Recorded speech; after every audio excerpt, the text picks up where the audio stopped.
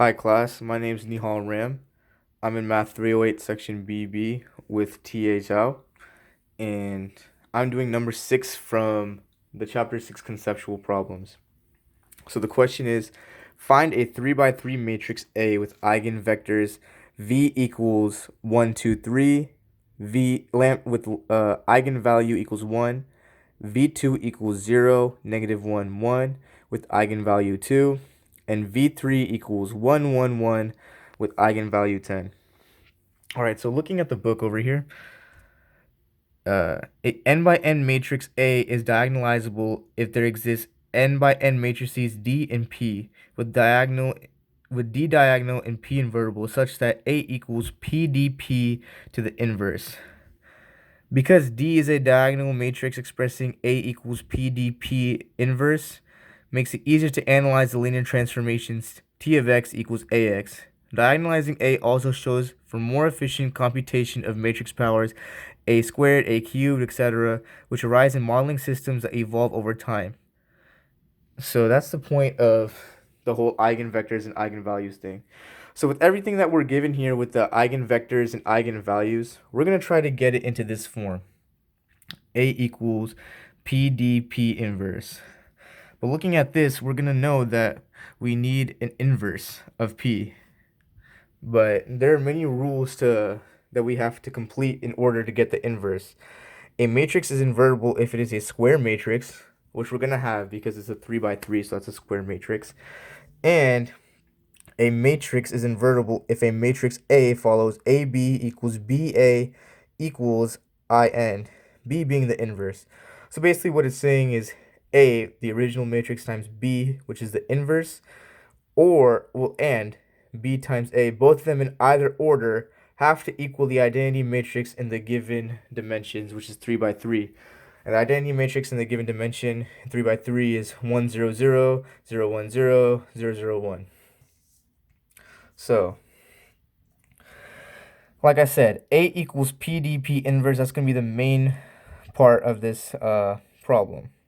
So given our vectors here, we can just line it up, and that gives us P. So vector 1 is the first column of P, vector 2 is the second column of P, vector 3 is the third column of P. So that's what we get here. P equals 1, 2, 3, 0, negative 1, 1, and 1, 1, 1. Now we need to find P inverse. How do we do that? We're going to have to do like we did earlier in the class, where you have our given vector, P, and you're going to have to line it up with the identity matrix. So I just did some basic computations first. So I swapped row 1 and row 3. Then R2 equals R2 minus 2/3 row 1. Row 3 equals row 3 minus 1/3 R1. And row 3 equals row 3 minus 1/5 R2. And that's how I got to this step right here. Now for this next step, I'd solved it. We got the identity matrix on the other side. We started on this side and got our main matrix, and we put it next to the identity matrix. Did all our computations. Now we got our identity matrix. So I got to here. From here, I did R3 equals 5/3 row 3. R2 equals R2 minus 1/3 R3. R1 equals R1 minus 1/3 R3. R2 equals negative 3/5 R2. R1 equals row 1 minus R2. And row 1 equals 1/3 R1. So that's what we get. So our inverse of P now is negative 2/3, 1/3, 1/3, 1/3, negative 2/3, 1/3, 5/3, negative 1/3, and negative 1/3. Or if you don't want to deal with fractions, you can pull the 1/3 out and have negative 2, 1, 1, 1, negative 2, 1, 5, negative 1, negative 1. And this is multiplied by all the matrix. So like I said with the rules, AB and BA, when you multiply them, have to equal IN. So B times A should equal IN, and A times B should equal IN. But it shouldn't matter because since this is a square matrix, the order doesn't really matter here. So now, but the order will matter later in the problem. I'll show you why. But right now, we'll get to that later. Right now, we're checking if this statement's true. P times the inverse of P should equal the identity matrix. That should be true. So we have our given matrix, P, like we got from here. Our P matrix is 1, 0, 1, 2, negative 1, 1, 3, 1, 1.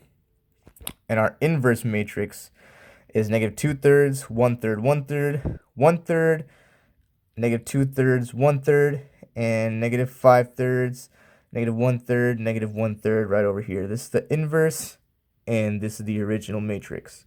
So what we're going to do is we're going to multiply these two and see if we get the identity matrix.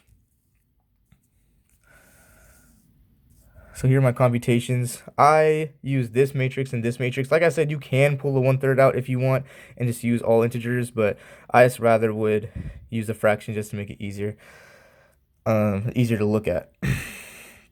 So there's my computations. I did this row times this column for that. This row times this column for that one. This row times this column for this one over here. I just kept doing the same thing over and over, except I use these two. It might look a bit confusing, but I use these two, not the pulled out version. So if you keep on doing that, you will get the identity matrix. So it does check out. Now we can actually solve the problem.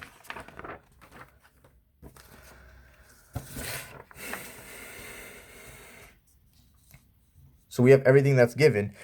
A equals PD inverse of P, where P equals 1, 0, 1, 2, negative 1, 3, 1, 1, given from there.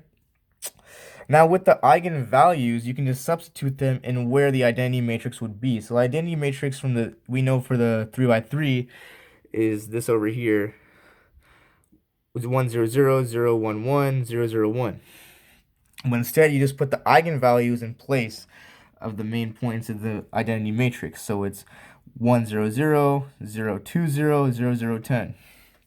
Like, if let's say the eigenvalue for vector 2 was 6 or something, instead of the 2 being there, it would be a 6, like I said, but we're given these values. Vector 1, the eigenvalue is 1. Vector 2, the eigenvalue is 2. And vector 3, the eigenvalue is 10. So that's what we're going to do here. Eigenvalue 1, eigenvalue 2, eigenvalue 10. After lots of checking, we finally got our inverse vector right over here. Negative 2/3, 1/3, 1/3, 1/3, negative 2/3, 1/3, 5/3, negative 1/3, negative 1/3. So now we're going to multiply them together. And keep in mind, order does matter. Order matters. Order matters. I'll explain why in a little bit after we do this problem.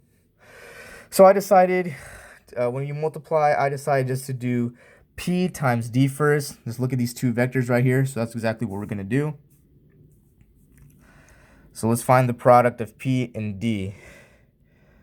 I'll let you look at all that. So I did this row times this column right here, this row times this column over here, this row times this column over here, and you just keep doing that. This row, this column here, this row, this column here, this row, this column here, this row, this column here, this row, this column here, and this row, this column here. I just kept doing that. You can look at my values for a little bit.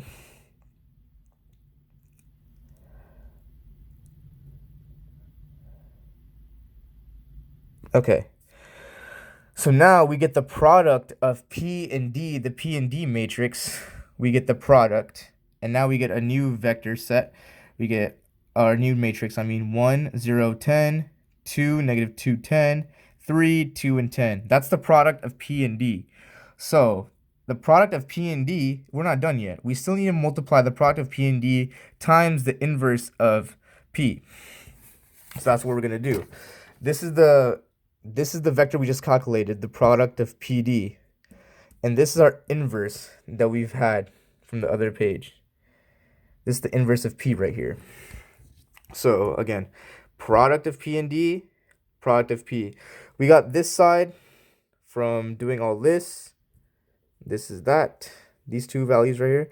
Now we're going to multiply this times that, which is this times that. So that's what we're going to do on the next page. So same thing always with our rules of multiplying the 3 by 3 matrices. Yeah, it gets kind of messy, so I just decided to do in different sets. So when my computations here's my computations that I did. I did this. So I did this row times this over here, this row times this row times this. Yeah, this row times this over here, this row times this one, this row times this one, all for this. That'll get you the first column of the answer.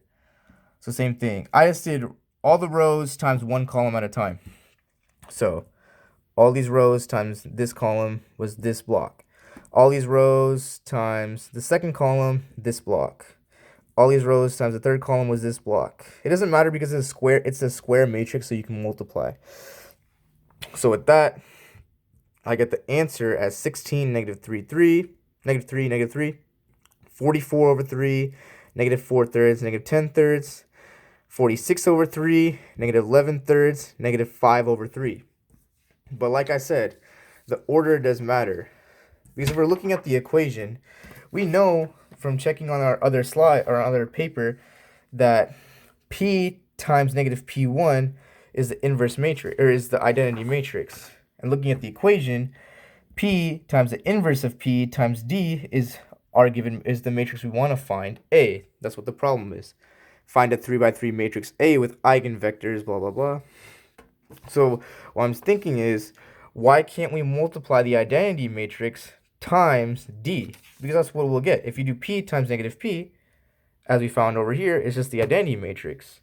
So isn't P times the inverse of P the identity matrix? So shouldn't the answer just be the identity matrix times D? No, that does not work. Looking at my computations here, if you do the identity matrix, which you think is P times the inverse of P times D, which is just the eigenvalues, and you do our computations here, you're just going to get the matrix D.